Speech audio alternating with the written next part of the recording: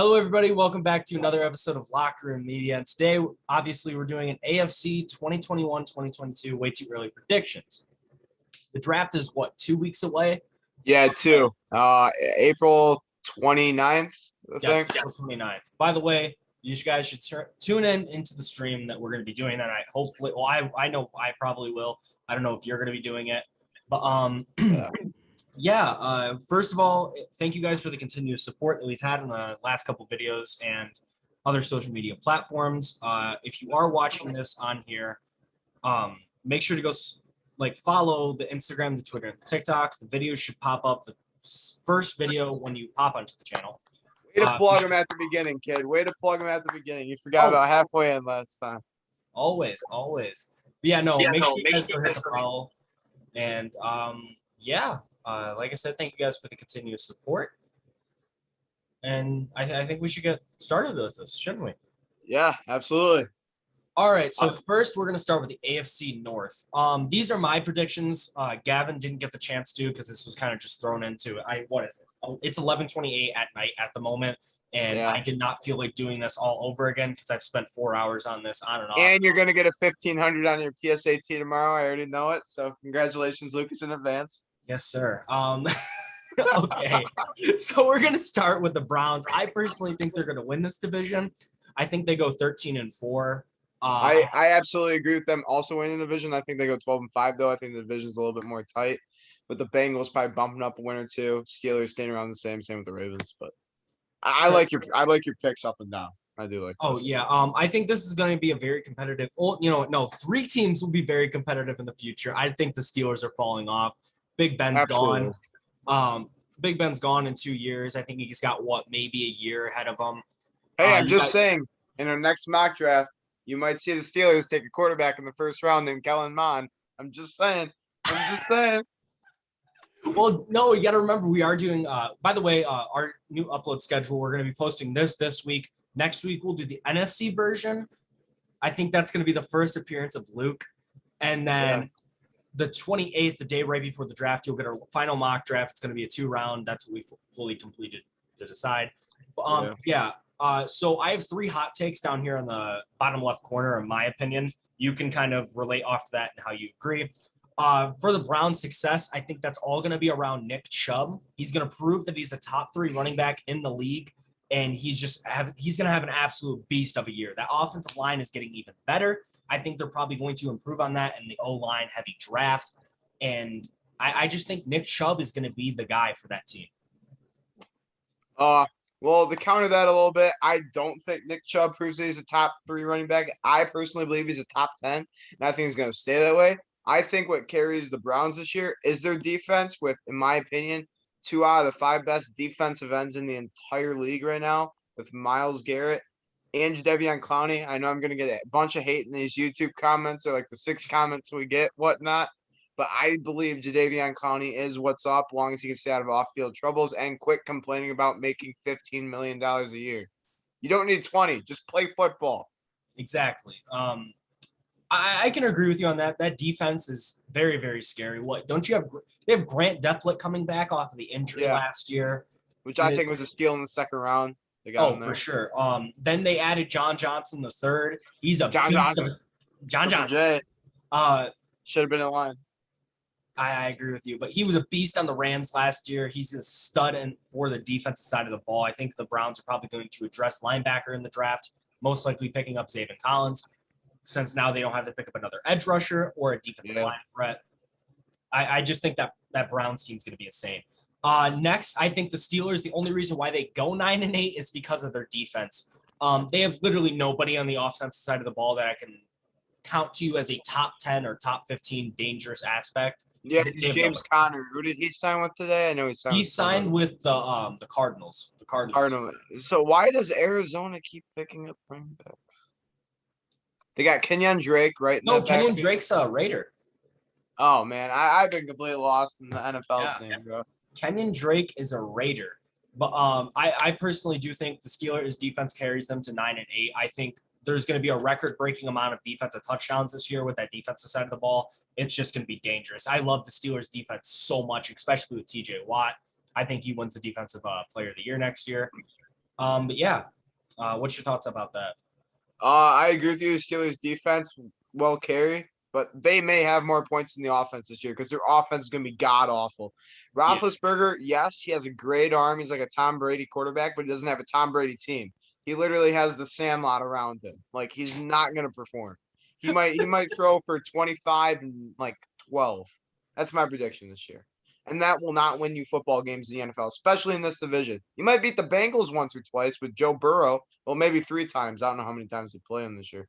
I But think division matchups are 2, and then they added in like a random out of conference game. all right. But I think you might win one against the Bengals in this division. Just because they're the Browns. One of those 4 losses is going to be against the Steelers because it's the Browns. They're Yeah. they're just doing that. And they'll beat the Ravens once. So that'll be 3 out of their like 8, 9 wins there. And then the other 6, they're 6, 5 or 6, they're just gonna get lucky. So I don't really think much of Big Ben and his merry-go-round of young youth that he is quote unquote has, but they aren't gonna do much. Yeah, I agree with you on that. And then now my last hot take for the AFC North. I think Lamar goes back to what he did, in 2019 with the highest touchdowns as a quarterback. I don't think he's going to do that this year because I have a really, really hot take later in the AFC. I think it's West, if I'm not mistaken. So Lamar Jackson will throw for 30 plus touchdowns this season. Here's my reasoning why. Yes, Sammy Watkins is not a top 10 receiver. He's probably not even top 15, and neither is Hollywood Brown. I 100% agree with you on that. But there's a thing that was addressed this offseason. It was the O-line, and that's what Lamar needed. He has a great running back in J.K. Dobbins.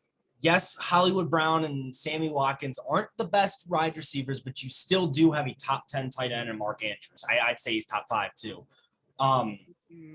Then you have to see what they do in the draft for wide receiver. If they drafted a guy like Darius Tooney or Rondell Moore, there's definitely a lot of aspects. And like I said in my hot takes video on TikTok, go follow it. I honestly think that Lamar Jackson is a top 5 quarterback in this league, and that will show this year. I'm gonna make a kind of funnier hot take there. In the AFC West, does that person beating Lamar in touchdowns include Marcus Mariota, the backup from the Raiders? No. And I would also make another. I agree with your hot take on that. But another comment: if you could buy Kadarius Tony jersey right now, I would put it on your body. You're like his #1 fan. I don't know why. That's just my opinion. But I feel like you're very highly touted of him. Like he's a good receiver. Don't get me wrong. But I feel like you would want the Lions to almost draft him at this point. Yeah. I personally think that Kadarius Tooney is one of the better receivers in this draft. We just didn't get to see much of him just because of Kyle Pitts. Kyle Pitts going vocal point off that offense. That's why he's going to be a top 5 pick. Yeah. 100%. 100%. Mark my words here. 100%. Eugene Smith, 2021. All right. Do you have any other thoughts on the AFC North? The Bengals will do better than 5-12. 100%. Okay. All right. So we're going to go on to the AFC South now, which I think is one of the worst divisions in football. Except one team, and that's the Colts. So they still aren't that good. They're just in a bad division. Yeah, I understand that. The Colts, I think, go anywhere from 10-7 to 12 and 12-5. Yeah, I think they just kind of round out in the middle, 11-6. Jonathan Taylor's an absolute unit on the field. Not many people can stop him. And then you have their defensive side of the ball, which is an absolute unit as well. I think Carson Wentz, obviously you guys see as the hot take at the bottom. I think Carson Wentz proves the haters wrong. I think he is going to be a beast. I've started to think about it more. And the situation that he was put in Philadelphia is just not good at all. It was just not good. I have the Titans going 9-8. I think Derrick Henry is going to carry this offense. And like I said in the hot take below, Corey Davis gone, it's going to hit the Titans so hard. I mean, yes, they do have A.J. Brown. He's pretty good darn wide receiver, but when you only have one wide receiver on that team and losing Johnny Smith, Ryan Tannehill has no targets at all. And everybody's going to be expecting the run this year, especially because of that. Unless they can address that in the draft, I see them only going 9-8. Next, I have the Jaguars going 7-10. And again, here's my hot take at the bottom. Jags secondary is the only thing that will hold them back this year. I think they're going to give a lot of offensive touchdowns. But I think their offense is going to do amazing. I think Trevor Lawrence is going to do very well in the NFL. And I think James Robinson's going to have another beast of a year. I think Marvin Jones is going to have an absolute year as well, with being the ball thrown from Trevor Lawrence and then the Texans. I don't have to explain that. They're going 3-14. That's even pushing it right there. Yeah, that's pushing it. I'd like to shout out Shane McClendon on this one, where the Texans are going the first team to ever go 0-17, the first 0-17 season. You only play 17 games in a year now, so instead of going 0-16, they're going to go 0-17. That team's going to be god awful. They're going to get anything in return for Watson because he apparently likes massage parlors, which we're not going to get into here, but he's fond of massage parlors apparently. So that means they might get it like 2 seconds. So maybe Josh's prediction at the beginning, Edelman's now retired, but if you go a few videos back, I think it might have been our first video on the Texans. They might actually get a package like that where they get an average quarterback, a second round pick, and a wide receiver for one of the best players in the league, just because of all the drama that comes with him now. It's like Antonio Brown a couple of years ago. You know what I mean? Yeah, for sure. I can agree with that. I don't think they're going to go 0-17. My reasoning why is because there's a lot of teams that I think the Texans play this year that are not good. That being maybe a team that has a T and, flaming behind them. I think they squeeze out a win against them and maybe some other teams. By the Jaguars too. I could definitely see them beating the Jaguars. Yeah, divisional matchups in the NFL can go either way. If I'm being completely honest, it's just such a tough thing to talk about. And they play them twice each to the point where you know what they're gonna do. It's just can you prove it on the field? So. Yeah, for sure. And I think some parts of the Texans are bright. Not a lot, not even close to being a lot. I think I take that back. I don't think there's a solid hot spot on that team anymore. Will Fuller's gone. I mean, Deshaun Watson, yeah, but like I said, I don't want to get into that because I don't want to be controversial. But Laramie Tunsil's still there. Laramie Tunsil. Jesus. I might have to agree with you. I would like to also say the only reason how you can go winless unless you have Dan Orlovsky, Robert Griffin III, or Brock Osweiler at quarterback, which the Texans right now don't have any of those guys, which means they most likely won't go 0-17, but in my opinion, they'll probably acquire one of those guys to go 0-17. So. Yeah, I can agree with you on that. But it's just so hard to predict a team to be winless, Yeah. Well, when you have no talent, in my opinion, it's pretty easy. But yeah, that's just me. I'm pretty bold with my predictions. I'm pretty bold as a human. I understand you. All right. So anything else, thoughts on the AFC South or are you good? The Titans will definitely top the Colts. The Colts will be the 6 or 7 seed in the wild card, however they do it. They will make the wild card. They will win the wild card game. Then they will lose to the 1 seed or whoever they play. All right. We'll go on to the next division. That is the AFC East. Wow. Here's my prediction. I'm just seeing this for the first time. Yes. Wow. I think this is one of the strongest divisions in football right now. Obviously, as you guys can see, I have the Bills having the best record in the league. I don't think that's going to change. I think the Bills are the best well-rounded team in the league. You have a great quarterback in Josh Allen, great wide receiver in Stephon Diggs. I mean, if they can get a running back like maybe Travis Etienne in the draft, that's going to be even better. They still do have Zach Moss and Devin Singletary, which are solid running backs. They're not a 3-down running back, but they're solid. They can sometimes get it done. And that defense, man, they only added on in this offseason. They got Matt Milano back. It's just going to be dangerous. And if somehow they can address to that in the draft, like maybe get Kwity Paye in the second round, because I heard his draft stock is absolutely. Yeah, I don't understand that. I look at Mel Kiper. He has Kwity Paye falling the 41 to or 39 or something to the Lions. I'm like, this guy was a top 5 player before the season started. His team didn't perform. He played 2 games and sat out. He's going to be a steal of the draft. I don't care where he falls because he's going to fall out of the top 10 absolutely, which I think he's a top 10 player, obviously because I'm a Michigan fan. But he's going to be good wherever he goes. It doesn't matter. He could play on the Bills. He could play on the Jets. He could play on the Canadian Football League. He'll be good wherever he goes. He's Kwity Paye, but I don't understand why the draft stops for him. Yeah. Well, speaking on continuing, the Patriots, I think they go 10-7. I think they are a great team, but team chemistry is a big thing. I think it's with all the additions on their team, it's going to be amazing. You got the players coming back from opt-outs on the defensive side of the ball, and then only the add-ons. I just think Cam Newton isn't the answer. And then them trading up and drafting a quarterback. I think it's going to go well. In my opinion. Yeah, you can see that. There's definitely talks about that. I think the Dolphins go 9-8.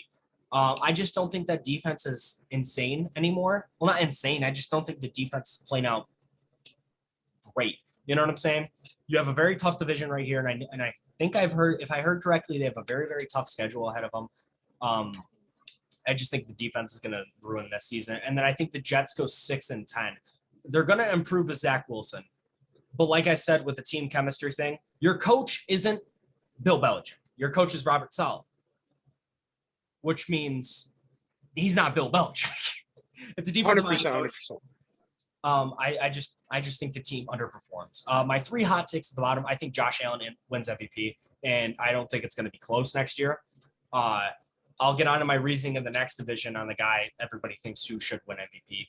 But I think Josh Allen wins the MVP next year. The reason why the Patriots don't go 12-5 or something like that, I think Cam Newton underperforms again. I kind of want to touch up on that again. I don't think Cam Newton is the answer for the Patriots. If they want another quarterback, I think they should trade up for Mac Jones or What? Mac Jones is going to be a bust. I've been saying this since day one. He is a top 15 player, don't get me wrong, but he's not a top 5 player. They shouldn't trade up for him. They should trade up for Justin Fields, especially if he falls out of the top 3. Okay. I personally think that Mac Jones is the most intelligent quarterback coming out of this draft just because of him being on an elite team like Alabama, and then him going to a coach like Bill Belichick I think the crossover won't have any matter to it. I understand that, but you got to look before the season. I understand this is for a draft video. We could probably discuss this. But before the season, same with Joe Burrow, why I don't think Joe Burrow should have went 1. You look at this. Where was Mac Jones supposed to fall before the season? 3rd round, maybe 4th round? One season doesn't prove everyone's minds in college football. Like, I understand that's a great accomplishment. Don't get me wrong. Winning a national title, beating the Ohio State Buckeyes and all. Okay, buddy. You don't got to rub it at my face anymore. I know we lost. You got to look at the Patriot. Let's say he does fall to the Patriots or maybe even the Jets if they decide to take him at 2. He doesn't have 4 first-round wide receivers around him. He might have a tight end, a 2nd-round receiver, and a bunch of undrafted dudes. Like, he like, how do I say this correctly? I have horrible grammar. But he benefited completely from having great talent around them at Alabama. I don't think that translates over to the NFL. I think the 49ers should try to trade that pick, but they won't, and I'm stupid, but yeah, okay. And then my last hot take is Tua has a breakout year. 100%. 100%. He has Devontae Parker and Will Fuller, Mike Gesicki, and then possibly Jamar Chase. That would be deadly. But that's like an insane backfield to have. No, not fully backfield, but like that's an insane offensive side of the ball to have. Your offensive line is skill position. Skill positions. Like imagine throwing the ball, like getting up and knowing that you're going to be throwing the ball to the best wide receiver in this draft class, a great wide route runner in Will Fuller, and then Devontae Parker, who is pretty solid, and then you have a pretty solid tight end of Mike Gesicki. Like he's going to have a good year this year. Yeah, I agree with that hot take. That's one of the few hot takes I agree with. Anything else to say about the AFC East or? I think the Patriots do better, the Bills do worse, but it'll be 1, 2, 3, 4 exactly like this. So, all right, heading on to AFC West. I said this in my TikTok. I think the Chargers are winning this division, and I will speak on that later. But I think the Chargers go 13-4. I think the Chiefs go 10-7, Broncos 7-10, and then the Raiders 4-13. Speaking about the Broncos, why I think they're going to go 7-10 and not 0-17, I will say that with confidence. They're one of the worst teams in the league. I think they trade up for someone like Trey Lance because I think Trey Lance is going to drop out of the top 5. I don't know why people are sleeping on him now. It just, I don't know. I can't tell you. But yeah, do you like any ideas on the records or anything? I think the Chargers go 12-5. I think, in my opinion, the Raider Nation, baby, they will go 10-7 and make a wild card team. I understand they have no talent. I understand they literally have Marcus Mariota on their bench. I don't care. Josh Jacobs is a beast. You said Herbert will have your MVP season. Maybe etch Josh Jacobs' name right there. I think he has a Barry Sanders type season. That's an extreme hot take here. That is a very hard take to take because like nobody else wins the MVP other than quarterback. I'm sorry to admit that. It's just true. Oh, I understand. Near MVP. Remember that word. Near MVP. Okay. He will have a great season like Derrick Henry did a couple years ago. Won't win MVP, don't get me wrong.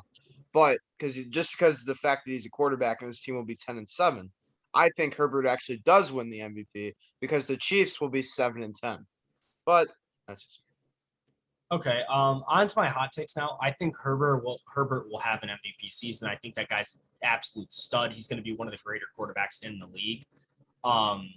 He was a steal for the Chargers in the draft. I don't know how he didn't go number one. I personally didn't think too high of Joe because Burrow. of the college thing. Because of the college. He had one great season in college. But I mean, Herbert didn't just have one great season in college. He played. I understand. No, that's why I'm saying why Joe Burrow went before Herbert.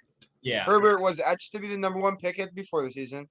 Joe Burrow is probably going to be a Tom Brady type pick later in the draft if he didn't play or something. He plays, goes undefeated, magically the number one pick. It's not like anything changed with him. He just played.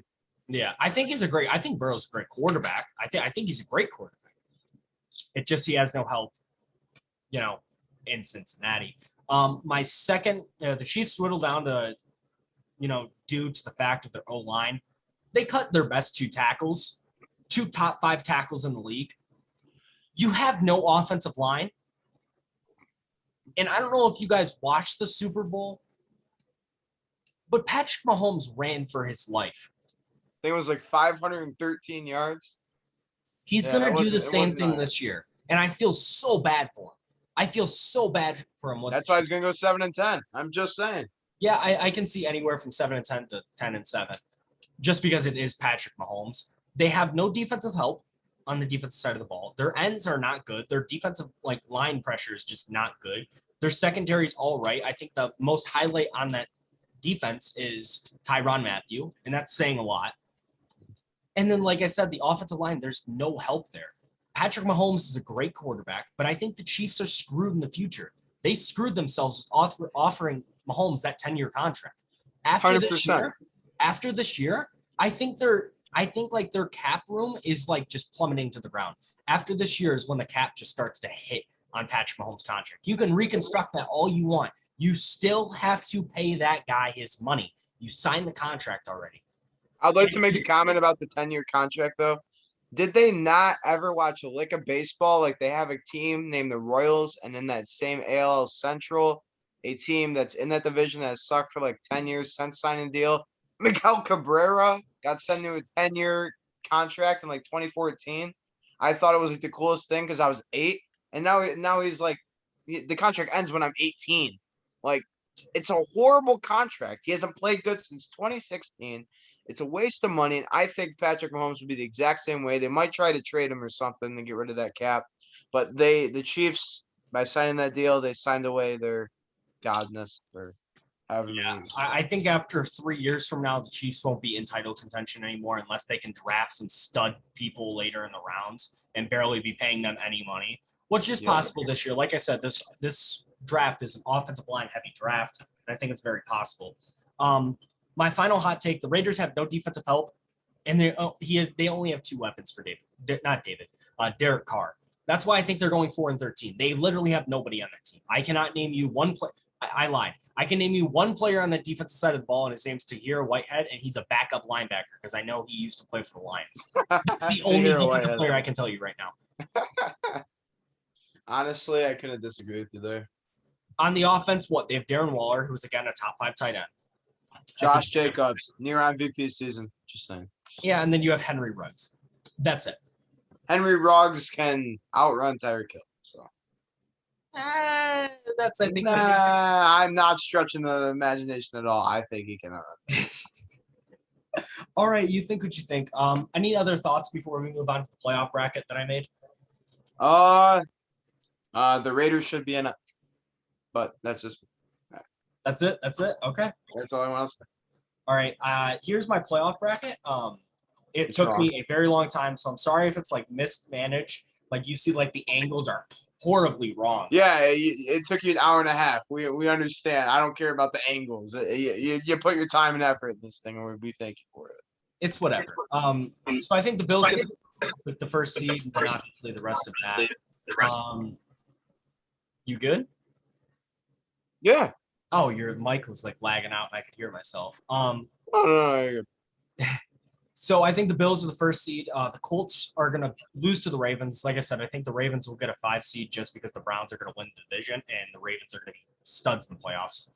I think the Chargers beat the Chiefs because, like I said, the Chiefs have nobody anymore.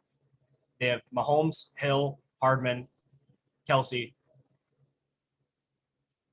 That's about it. Yeah. They don't have an offensive line. Eric Fisher's gone. Mitchell Schwartz is gone. Yeah. So. And then I have the Browns beating the Patriots in the first round. I'm telling you right now, that's going to come down to the wire. That is going to be one of the closest games that we will ever see this year, and it's going to just be a high-scoring game. I don't care what you say about each team's defense. They're studs, but neither team will know what the name and lettering of defense is that day. On to the second round. Oh, wait, hold on. Did you have any thoughts on the Well, like you said, close game. I think the Pats pull that one out just because of the Patriots. They got Bill Belichick on their very own sideline. So I think the 7 seed, the Patriots move on there. Other than that, I agree with everything. Okay. On to the second round of the playoffs. I think the Bills will pull out another close game against the Ravens. I think those two teams are somewhat equal. The Ravens are a bit below the Bills, but like I said earlier, the Bills the most well-rounded team in this playoff bracket, and 100%. so I think they move on. Probably something like a 28 to maybe 17 victory or something like that, 31-17, something like that. The Chargers versus the Browns, I think the Browns pull off another close game. They're going to have close games all year until that final round in the playoffs. Herbert is going to obviously get a taste of what a playoff win is, but he's going to get a taste of what a playoff win is against a horrible Chiefs team. So the second he gets hit with that Browns defense and the rush off the side, I think there's a lot of great players in the Browns, and yeah, I think the Browns advance. I can see your face up in the top right corner of my screen. What do you got?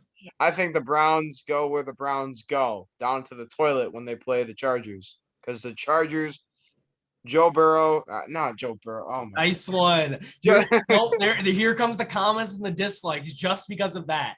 Because of that. Justin Herbert, but he will outperform Baker Mayfield. I think very highly of the Browns, but I think they would lose in a very close game at home. Joe Burrow. Oh my God. I'm just gonna shut up. The Chargers will win. All right, I'll just shut up. Okay, well, on to the last round of the playoffs here for the AFC. I think the Bills are gonna blow out whoever comes on that other side of the bracket. I don't think it's gonna be close. I think Josh Allen's been here before. I think Stephon Diggs has been here before. And something I wanna reiterate about Stephon Diggs. I don't know if you guys seen after the AFC championship, right? I think that's what. Yeah, and then he stood outside, he was on the sideline. He was the only person by the watching. tunnel. Only Bills player, only person out there watching the Chiefs celebration. I'm calling it right now. Stephon Diggs will have the most receiving yards, most receptions, and most touchdowns for a receiver this year. That guy is going to go absolutely insane this year with Josh Allen behind the center. But that's unfortunate in my opinion because I think he tears his Achilles during the season or ACL, or he's going to tear something during the season that prevents him from going into the playoffs, and that will put Justin Herbert in a Super Bowl. Wow. Chargers Super Bowl. Well, I got the Bills. All right. Any other comments you need to make before we end this video off?